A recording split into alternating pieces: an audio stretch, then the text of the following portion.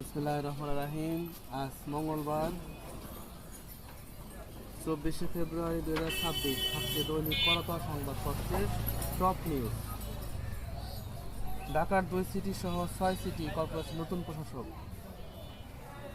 দ্রুত স্থানীয় সরকার ও সিটি নির্বাচন তফসিলের সিদ্ধান্ত নেবে ইসি। আনোয়ারুল। ঢাকা দক্ষিণ সিটিতে মেয়র নির্বাচন করার ঘোষণা দিয়েছেন ইশরাক হোসেন এবং জনগণের সহযোগিতায় ঢাকার সমস্যা সমাধান করতে চায় বলেছেন প্রশাসক আব্দুল সালাম। 12 মার্চ বসবে ত্রয়োদশ সংসদের প্রথম অধিবেশন। চীনের রাষ্ট্রদূতের সৌজন্য সাক্ষাৎ। সশস্ত্র বাহিনী বিভাগের অফিস করলেন প্রধানমন্ত্রী। কেউ পুলিশের কাজে বাধা দিতে পারবে না বলেছেন স্বরাষ্ট্রমন্ত্রী। এবং বছরের প্রায় 12,000 কোটি টাকা 10 মার্চ থেকে চালু ফ্যামিলি কার্ড।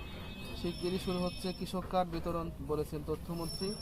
প্রাথমিকভাবে বনানীর করাইল বস্তি এবং পাংশা, পতেঙ্গা, বাঞ্ছারামপুর, লামা, খালিশপুর, চরফ্যাশন, দিরাই এবং ভৈরব, বগুড়া সদর এবং লালমাই, ঠাকুরগাঁও, নবাবগঞ্জ দিয়ে শুরু হবে।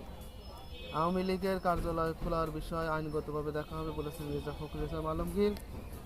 এবং হাসনাত কোয়েল নিত্য দোকান খোলা শুরু করছে বলেছেন পাটোয়ারি। বাংলাদেশ তার সার্বভৌম রক্ষা করবে, অন্য দেশের হস্তক্ষেপ চায় না।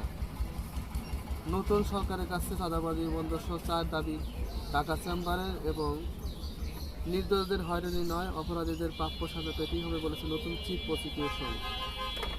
একযোগে ইসির 112 কর্মকর্তাকে বদলি। এবং নড়াইলে 2 পক্ষের সংঘর্ষে বাবা ছেলে সহ নিহত 5। সংরক্ষিত নারী আসনের ভোটার তালিকা ইসিতে। এই ছিল দৈনিক করতোয়া সংবাদপত্রের প্রথম পাতার শিরোনাম। ধন্যবাদ আমাদের সাথে থাকার।